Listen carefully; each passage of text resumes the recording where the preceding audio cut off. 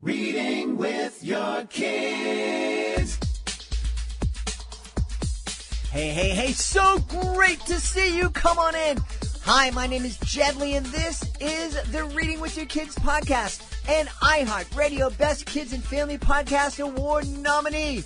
We're coming to you from the beautiful neighborhood of Reedville in the southwest corner of Boston, Massachusetts. Thanks so much for being part of our beautiful Reading with Your Kids family. Today, we welcome back our guest, Leslea Wahl. She's going to be here to talk to us about some great books that we can read with our teens and our tweens. Hey, before our guest comes in, we gave a sneak preview of the Solve It for Kids podcast here on Reading with Your Kids, and it was so popular, it's like spun off. It spun off into its own thing. And my buddy, our dean of all things STEM and STEAM, Jennifer Swanson, is here to tell us a little bit about what's going on with this great new podcast. Hey, Jennifer, what's up? Hi, Jed. Oh, I am so excited about our new podcast. We've been getting some great reviews.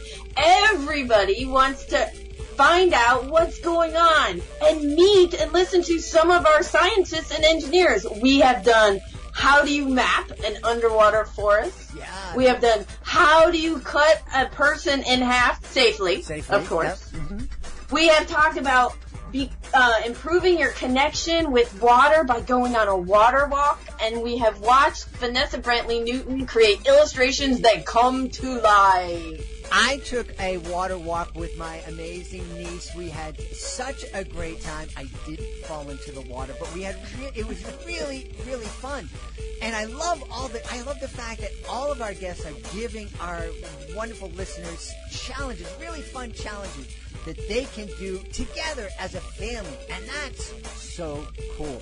Hey, tell everybody where they can find Solve It for Kids, because it's not on the Reading with Your Kids podcast. It's its own thing. So please, if you want to keep listening, go over to iTunes and Apple Podcasts and subscribe. And you can download all 4 of the first episodes that we have, plus listen to all the new ones we have coming out. You can also find on Stitcher Radio and, of course, through our website, solveitforkids.com. Jennifer, thanks so much. Thanks for letting me be part of this awesome podcast. Well, we make a great STEM team, don't you think? Absolutely. All right, join us over at solveitforkids.com. Joining us right now from the great state of Colorado, she is a regular guest here on the Reading with Your Kids podcast, sharing with us some great ideas of books that we can read with our tweens and our teens. Please welcome back to the show the author of An Unexpected Role and Where You Lead, Leslea Wahl. Leslea, how are you? Doing great. Thanks so much for having me. It's great to be back. It is great to have you back. I love sharing this time with you, talking to you about some great books that we can read with our kids, especially our tweens, our teens, reminding everybody of the value of reading with our kids, no matter what age they are. And we're not always talking about sitting down, curled up on the couch, reading a picture book, but there's so much value. Starting a family book club, sitting down and reading a book together and then talking about it either over the dinner table, on the way to soccer or ballet, or just hanging out in the backyard. Yeah, it's just all about spending time together as a family. Isn't that such important times? And those are the memories that you're going to create. And, one of the things that I think is important, there's so many families, and we see them, when we're able to go to restaurants when they're open, you go out and there'll be a family there and everybody's looking at their device. And, it's like, gee, what are we going to talk about? And I imagine if they're looking at the devices in a restaurant, they're probably looking at devices during dinner at home. And that dinner time is so valuable. And it's you're nourishing your body with great food, but you're also nourishing your soul with those relationships and those conversations that you have. And so this is, co-reading and then having that book club experience with your family, sitting down and talking about a book or a TV show or a movie at the dinner theater at dinner time. It's a really great way to get off the devices and to get back in connection with each other. Yes, I totally agree. Yeah. And, we're coming out of this pandemic time where we all had to be inside for so long. But one of the things I noticed that some families really spent more time together. They weren't running as much to activities.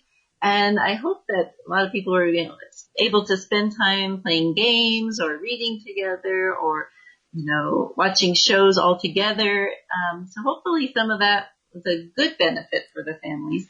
But, give you some suggestions for books that we can continue those times together. Yeah, absolutely. Wouldn't it be wonderful if we, when the pandemic is past us, we can take, really kind of learn from some of these lessons and to sit down and to value the time that we have together, to choose to spend that extended time together instead of, being imposed on us and us feeling like we're under some kind of jail sentence. Right, because in the life before, when we were always so busy running, it just became the norm. So it'd be nice if people can kind of get back to simpler times and spend time with their family together. It would be a wonderful benefit, wouldn't it? Yes, absolutely. Now, one of the things we're talking about today and something that a lot of people are missing are sports. We're not able to get out to the stadiums. Who knows when we're going to be able to go to an arena to watch a hockey game or go to a stadium to watch a football or a baseball game.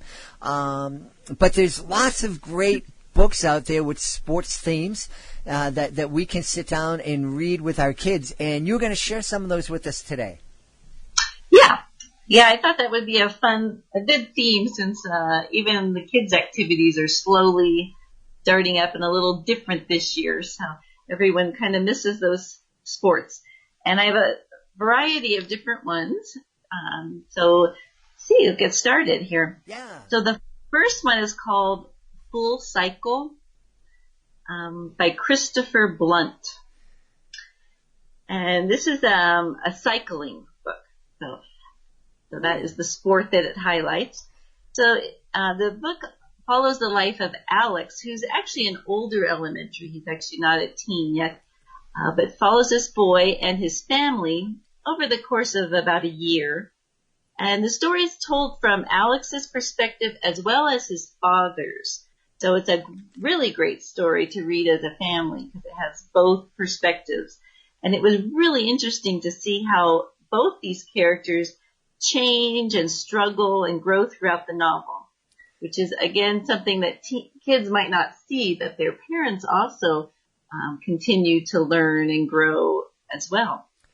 So faith is part of the novel, but it's actually more about kind of discovering yourself, reaching goals, and digging deep within yourself. Wow. So years before we meet the family, Alex suffered a devastating injury that left him with a really noticeable limp. So this physical difference has made it pretty much impossible for him to participate in organized sports. Mm-hmm. And because of that and the limp, he's been a prime target for the school bullies. Mm.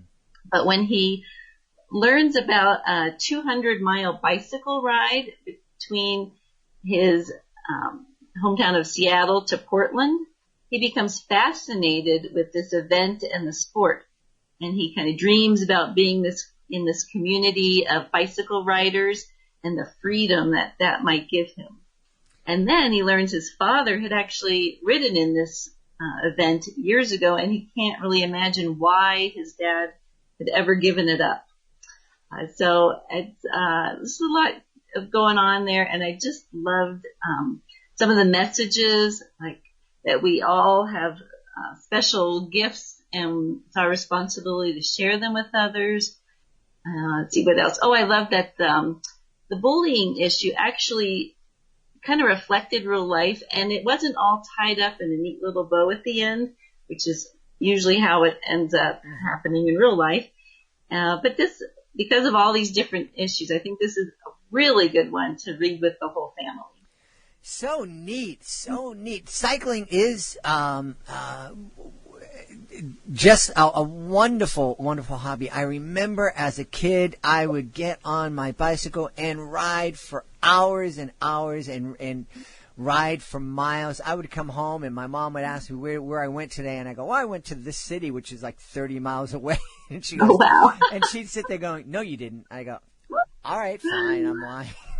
Oh, that's funny. Well, and what I loved about this too was, sometimes I see adults out cycling and, they're really into it. And sometimes that makes me a little sad in ways because it feels like they're kind of obsessed and spending all their time on this sport just by themselves. Well, this showed a way that the father and the son could do this together. And I thought that was just a fabulous message. Yeah. And, the other thing, I love that you mentioned that this book, the story is told from two different perspectives, from the kids and the dads. And I thought it'd be really neat if family sits down and reads this together, if the parents were challenged with talking about the kids' perspective that they read in the book and what they thought about that, and then ask the kids to talk about what they thought about the dad's perspective and just see what kind of conversation sprung up around that. That would be a great idea because you get something totally different than, seeing it at a different perspective. Yeah, so fun. All right, what's the next book? Okay, the next one is called The Mentor. The Mentor. And it's by Ryan Shelton. And this one is focused around one of my favorite sports to watch, baseball. So this is about a teenage boy who just graduated high school. His name's Vincent, and he's had a really rough life. He's had an abusive father, a mother who's pretty much disinterested, hardly any friends. He's finished high school, but with pretty less than impressive grades, and no promising prospects for the future. But he does have a determination and a love for baseball, which provides him with an opportunity to play for the championship team over the summer. But unfortunately, the coach and his all-star son resent Vincent and, tried to kind of destroy this one opportunity. But an elderly couple sees this potential in Vincent, and they kind of take him in and become the loving parents that he never had. They're more his grandparents' age, but they just care for him and see all the talent he has, and he's a hard worker. So it's a really beautiful story to me about how important a mentor can be. Even if we have a loving family, a mentor who's not a parent can really make a huge difference. They can kind of just give us different aspects, see things differently, and if it's someone you respect, it can really give you confidence and help believe in yourself. So it was a really enjoyable story. My heart went out to this poor young man, but he had such determination and a positive spirit. And of course, I loved the baseball scenes, and the author did a great job of bringing those to life. It almost felt like you're a spectator, sitting in the bleachers watching the game. So if you're missing baseball, that one might be a good one to read. Yeah, that sounds a lot like a lot of fun. And I love that you talked about mentorship. It is such a valuable thing for kids and for the adults who become mentors. And if you have an opportunity to mentor somebody in your community or in your church family or wherever, go for it, because I think it's very rewarding. Well, mentors are great throughout your life. I've, as an adult, had wonderful ones that helped me actually become an author. But especially for teens, I think seeing an adult that you respect and how faith or whatever is important in their life, it gives you a different perspective than just your parents. It's just a relationship that can really help you grow. Absolutely. So that is The Mentor by Ryan Shelton. All right. Do you have another suggestion? one more. It's called Violet, and by Renee Lichtenhahn. And let me spell that last name. It's Lichtenhan.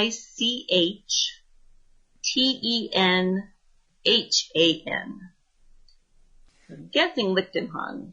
Okay. How you pronounce it. That would be my guess, Violet too. is the name of the main character.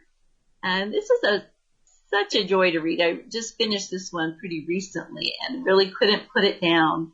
And I was so engaged in her story and just had to see what happened next. It's a middle grade book mostly, but I think teens of all ages would enjoy it. So Violet, she seems to have the perfect life. She lives in a beautiful brownstone in New York. She attends a prestigious private school, and her father is a senator. But there are two things in Violet's life that just don't fit that perfect mold. The first is her severely autistic brother, Oliver, and the second is her secret passion for skateboarding.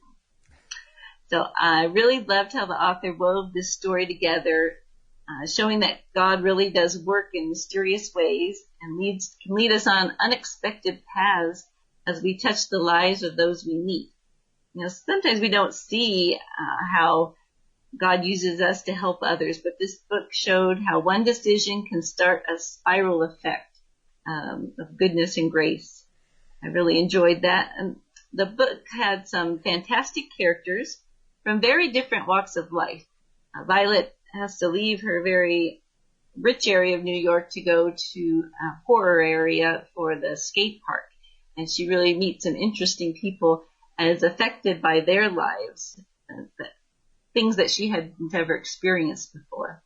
So I enjoyed how the characters learned a lot about themselves and serving others. And so there were some interesting spiritual elements too. But again, and the family all kind of had to learn together and grow together.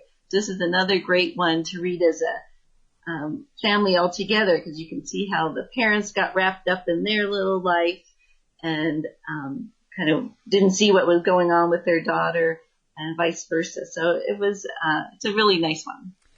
You know, I love the theme of serving others and allowing God to kind of work through you. It's not only a beautiful thing, you know, someone out there might be listening, oh yeah, it's a touchy-feely, that's a good deed and all that kind of stuff. But there's actually, and this isn't the reason you should be a good person or serve others, there's actually evidence out there that when we're serving others, when we're going out and kids are involved in communities and helping others, they actually do better in school. We just had a guest on probably a month or 6 weeks ago that, you know, they're teaching schools how to create this culture of service. The high school that I attended, our motto was, you know, we are becoming men for others, and it can. And I know when I embraced that as a high school and college student, my grades shot through the roof. It was. It was unbelievable. It wasn't something that I was aware of at the time. I just started volunteering because I was doing so badly in school. I wanted to do something positive.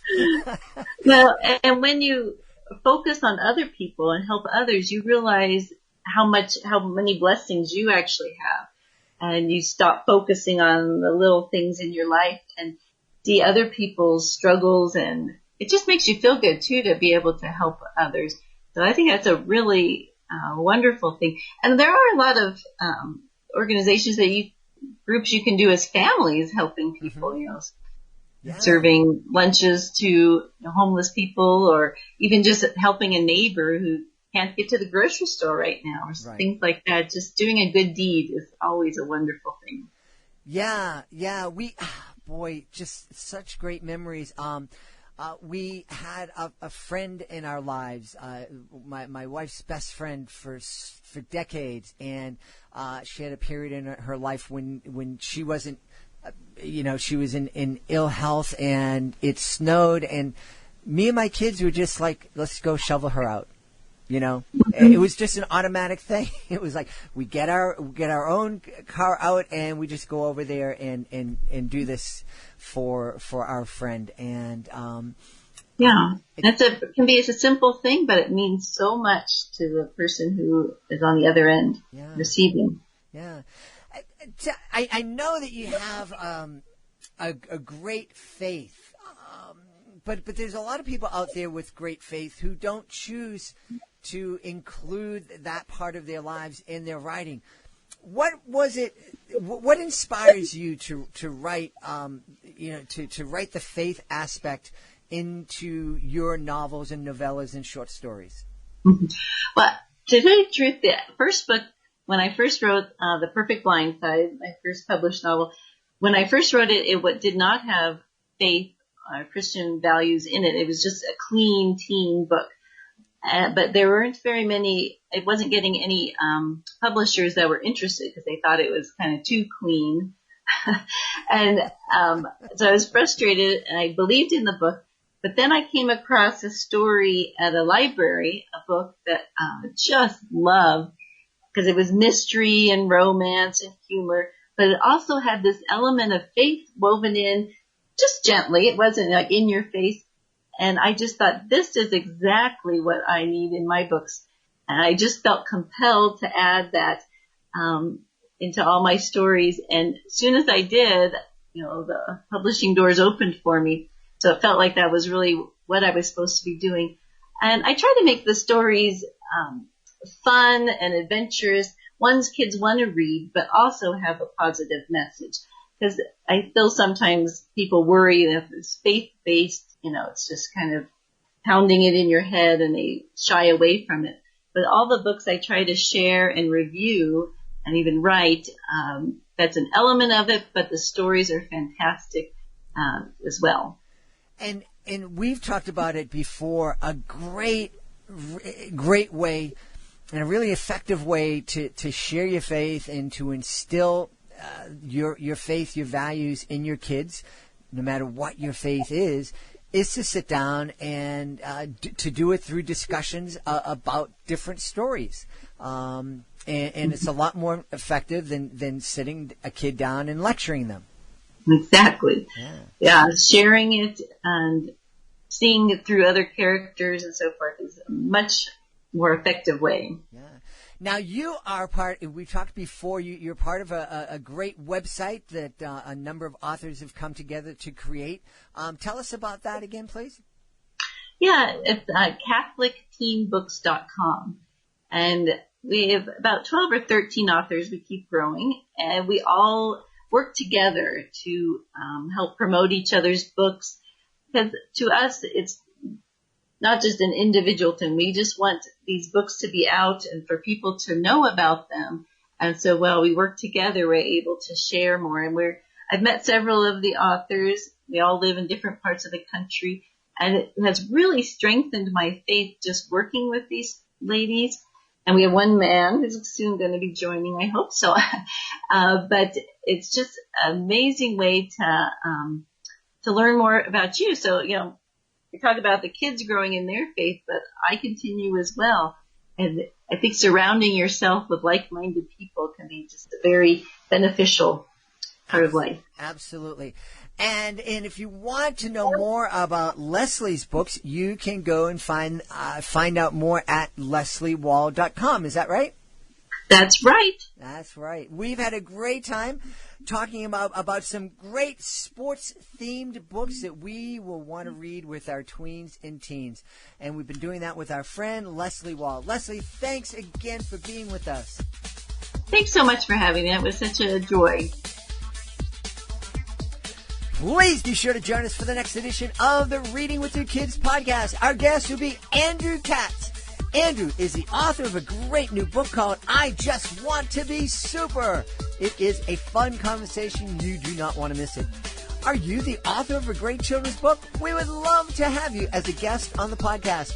Being a guest, it's fun, it's easy, and it gives you a chance to tell thousands of people about your fantastic children's book.